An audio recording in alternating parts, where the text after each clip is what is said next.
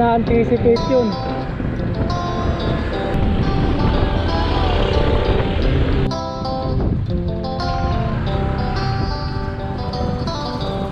Hanggang 3 minuto na lang.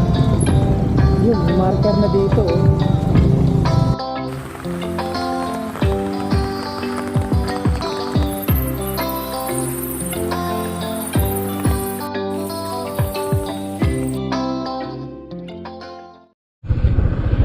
Alright guys, ang ating susunod na pupuntahan ay yung Buso-Buso Landmark. So around 37 minutes mula dito sa San Nicolas. Actually sa bandang Laurel na yun.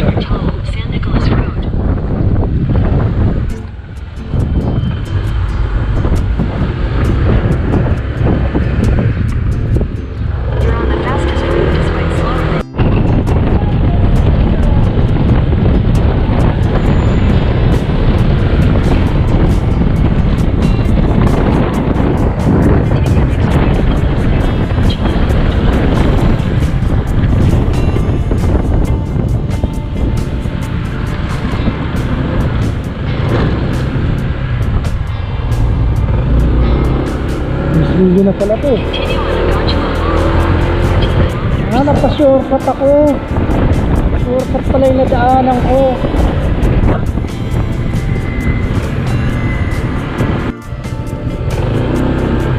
Guys, tingnan itong dinadaanan ko, no? Ang kalsada, maraming buhangin, saka may mga puhalong putik. So, tanda na itong lugar na to eh malamang nalubog nung kasagsagan ng habagat at bagyo.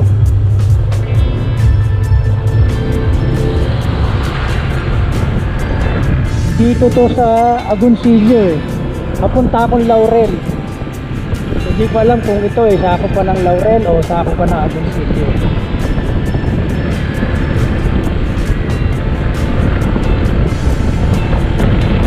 May mga matataas na lugar pero meron mabababa. Kaya katulad yan.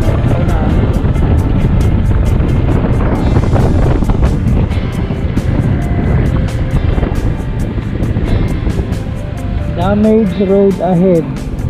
Patay tayo dyan. Kaya naman ng motor oh. Yung mga nakakatawid eh. So ito yung siguro yung road. Ayan oh, dagat na yan oh. Baka umapaw dito yung dagat. Ang kasagsagan ng ano, habagat at bagyo.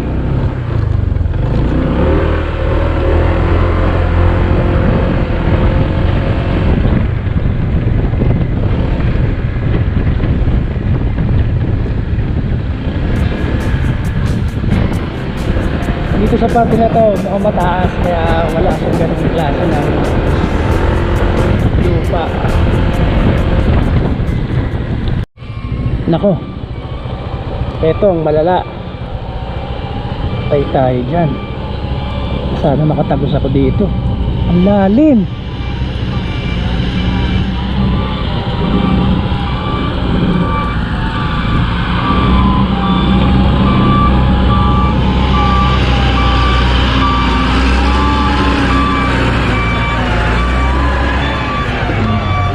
Tag-ina. Sana wag dumulo sa gulong ko. Putik. Medyo kalbo pa naman na yung gulong ko.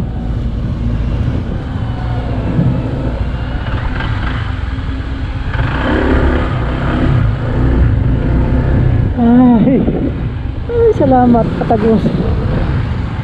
O eto pa.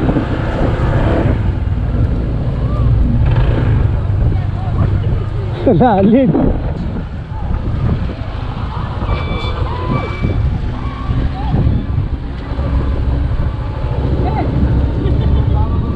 Tulak, tulak.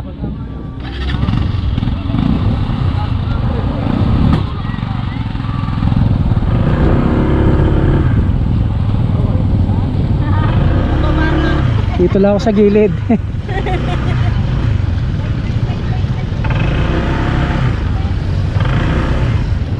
Grabe.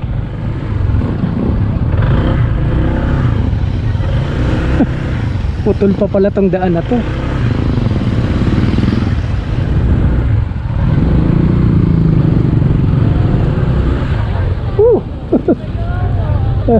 Agoncillo, Batangas. So dito maganda na, malapad na oh. Ayan oh. Pwede pang mag-view sa tabing alawa oh. Grabe yun ah. Hindi ko na-anticipate yun. Sana dito sa unahan okay na.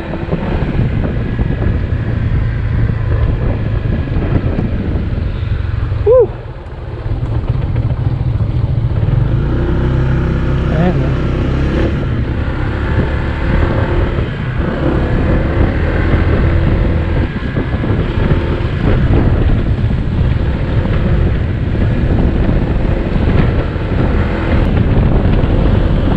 Layo pa naman tayo oh. Mga nasa 9 kilometers pa, 9.3. Sana all the way maganda na yung daan o passable naman.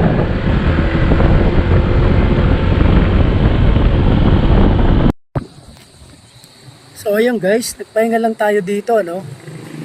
Ito yung side ng Taal Lake na hindi ko pa napupuntahan. Dito to eh. Galing ako ng San Nicolas, tapos punta ako ng Buso-Buso landmark dito sa may Laurel. So itong dinadaanan kong daan na to, ayan, parang Agoncillo Lemery yung road na yan. So dito sa daan na to, medyo nahirapan ako kasi yung daan hindi siya purong semento na all the way. May mga lupa-lupa sa kalsada, tsaka may mga putik. Maaaring sa gawayan ng gawayan ng nakaraang bagyo at tsaka habagat. So actually malapit na ako dun sa Buso-Buso marker sa may Laurel. Tumigil ako dito kasi ito yung site ng Taal Lake na hindi ko pa nakikita. So yan, ini-enjoy ko muna yung ini-enjoy kong pagmasdan. So ayan guys, so ayan, nakikita nyo na yan, Taal Volcano yan, pero doon sa kabilang side hindi mo ma-appreciate yung ganyan kasi parang nasanay na tayo na ganun ang view eh. So dito sa side na to, ito ang view, maraming maraming mga baklad dyan oh, sa gitna oh. Ayan. So ayan guys, tuloy na tayo no. Around 2.7 kilometers na lang yung layo ng pupuntahan natin dito.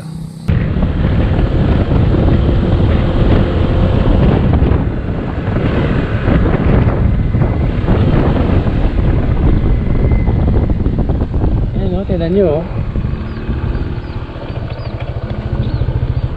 Ayan o, doon sa kabilang side, akala natin ito ang bulkan o. Pero ang bulkan talaga nandito sa bandang gito. Ayan o. Yung maabon na yan oh. Diyan yung crater. Diyan yung pagkabuo diyan banda pumubuga. So ayan, nakikita nyo mga baklad dyan, mga palaisdaan yan.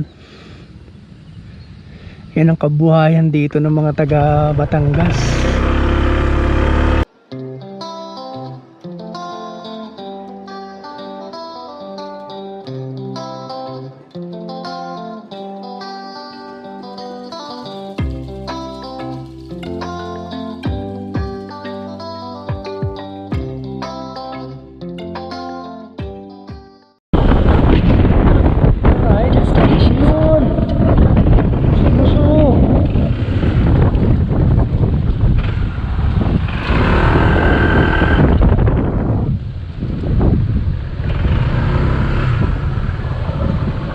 Okay, ito yung Buso-Buso marker. Marating din natin. Alright. Tsura natin siyempre.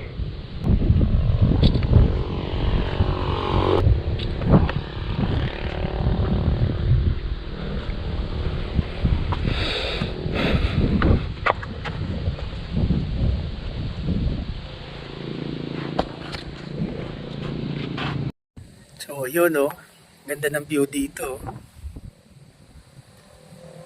So ito, aakyat na tayo doon. Ang sunod naman nating puntahan guys, yung Simbahang Bato. Dito sa May Laurel na rin yun, malapit na dito. So bago tayo pumunta ng Sungay paakyat.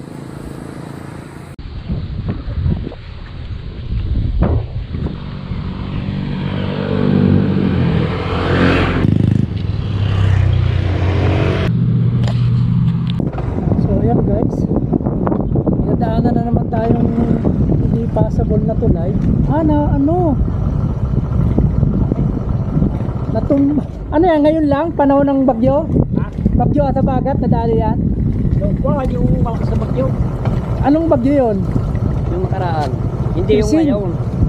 Baka masigaya ba? Oh. Pero ito lang, itong nakakaraan lang. Ha? Itong nakakaraan lang. Di ba tatlong bagyo yung susunod? Ay, yung pinakamalakas. Krising, Yung tapos maraming Dante, tas Emong. Ay, hindi ko natanda yun. Oh, Yung pinakamalakas tas habagat pa, no? Pinakamalakas sa sumira dito. Tiyari lang. Oo, grabe. Okay, sige, salamat po. Dito tayo dadaan pala.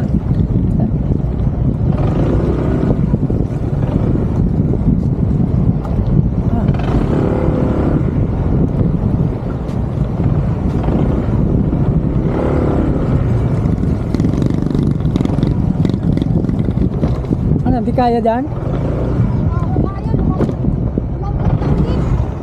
Ah, yun lang. Paano tayo saan talang ibang betting daan? Juan po, dini po. Diga po may kanto. Oo. May cemetery. Dire-diretso po. Tapos may makikita kayong school. May kanto po ulit yung dire-diretso. Dito naman ang labas sa Alas-At. Okay. Diyan po sa unang kanto. Sige, salamat. Kala ko, kasi may nakadaan kanina, kaso malambot na pala. Kanina po dini ang daan. Oo, ay, hindi tayo pwede dyan, baka madali tayo. Ikot na lang.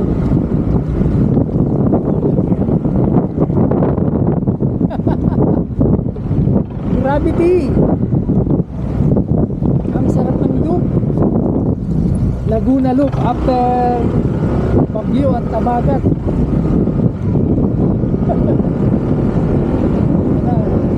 Take the next right onto Aganchua Laurel Road. Saan lang pwedeng ikutan? Dito lang. Sa- Para nagpipilo tayo. Saan dyan, Jump? Diyan, doon lumiko ka lang doon sa mayo. Yung isa kayo unahan yung Okay. dire-diretso lang. Okay, sige, salamat. Kakaliwa mo sa dito. Kanan, puro kanan.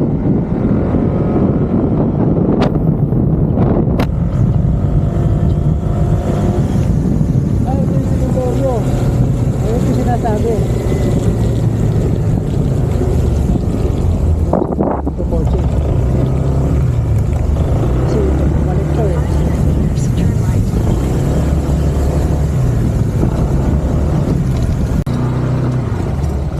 Ayan guys, malapit na tayo. Parang 3 minuto na lang. Yun, may marker na dito. Oh.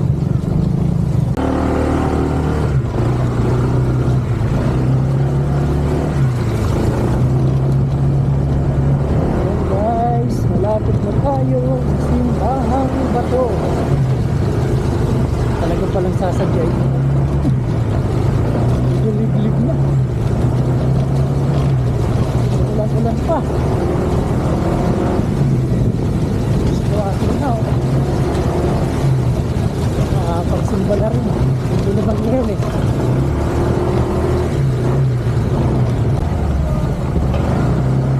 Hanggang dito na lang?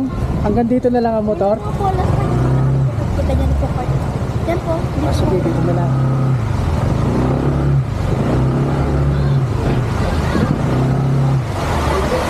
Oh my God! Ano ba kasi ulan?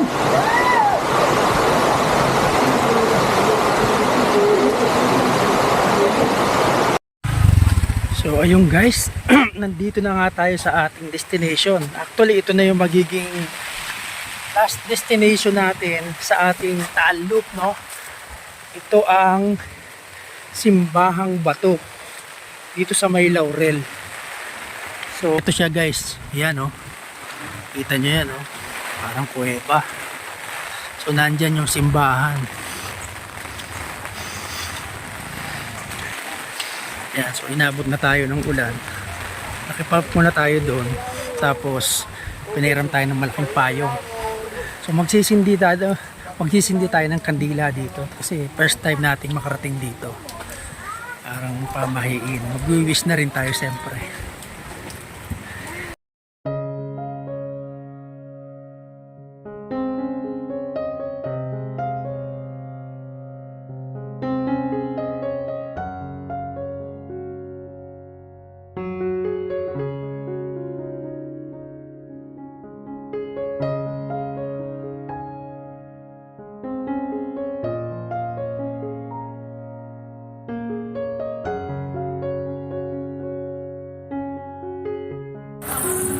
So ayan guys, ano, ayan, sa taas na yan may mga paniki pa.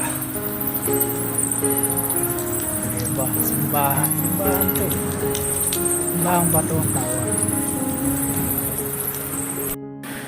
Ayan, so magsisindi na tayo guys ng kandila. Sasama-samahin na natin ito.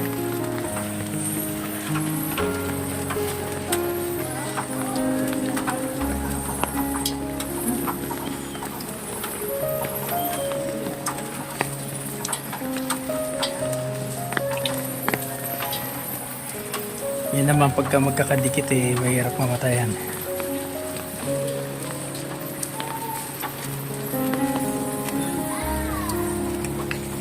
So yan. Mag-aalay tayo ng dasal ngayon para sa kalusugan ko tsaka kalusugan ng pamilya. So yun naman ang pinaka-importante sa lahat. Manatiling malusog at walang sakit.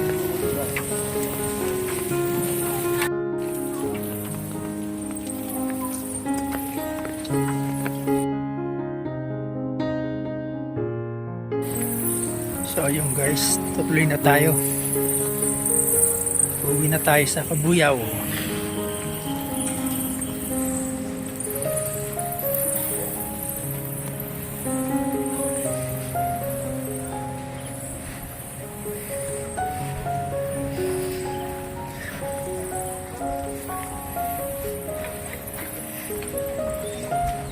Yan. Simbahang bato. Yan guys, nasa Talisay na tayo. Pero Bukana pa lang to. Aakyat tayo dun sa may sungay.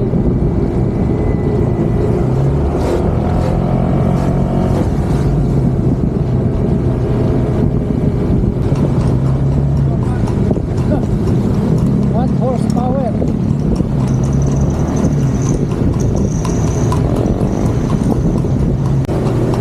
1 horsepower. 1 horsepower. Ano vlog now? Red Dragon Rider.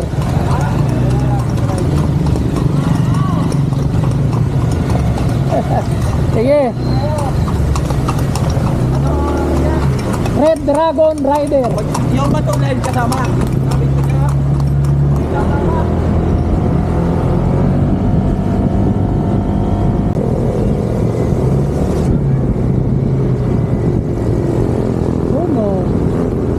So, paakyat na tayo ng Tagaytay guys. Ayan o, tanawan na yung paunahan. So, officially, na-loop na natin yung Taal Lake. Kasi dito tayo bumaba kanina galing ng Tagaytay. So, naabot na tayo dito. Alright.